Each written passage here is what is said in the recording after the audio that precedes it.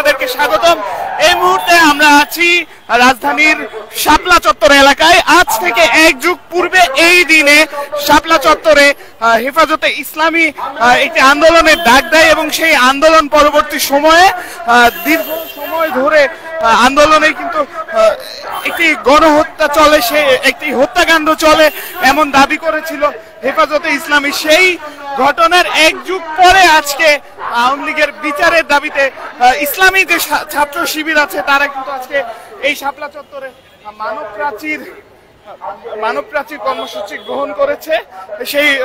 সেই কর্মসূচি থেকেই সরাসরি আপনাদেরকে দেখানোর চেষ্টা করছি।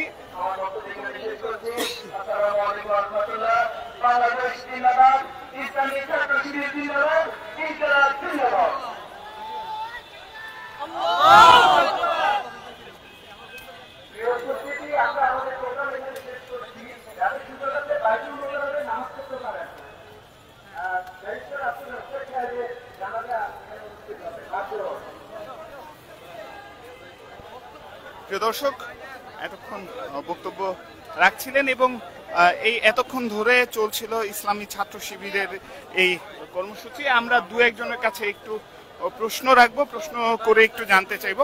ভাই, একটু আপনার কাছে প্রশ্ন রাখতাম, 12 বছর আগে এই দিনে কি হয়েছিল এই শাপলা চত্বরে? ভাই আমি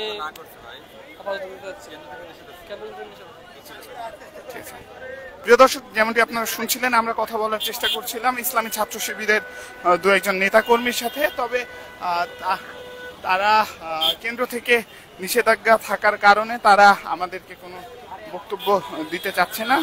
আমরা একটু দেখানোর চেষ্টা করব এই সরাসরি যে মানব প্রাচীরটি রয়েছে, সেই মানব প্রাচীরটি আপনাদেরকে দেখানোর চেষ্টা করব।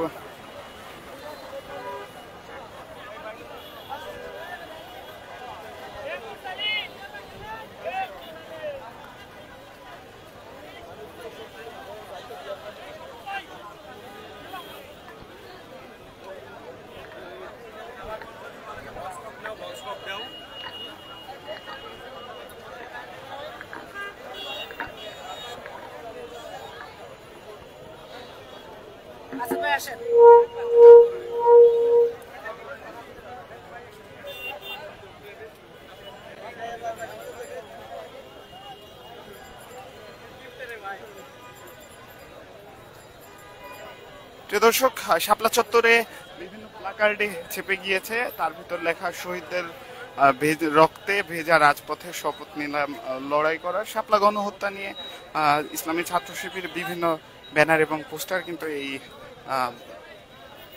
শাপলা চত্বরের যে শাপলাটি রয়েছে সেই শাপলার উপর।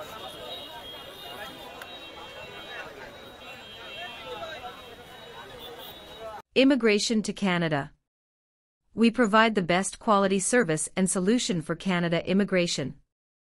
Please visit our website and contact for details.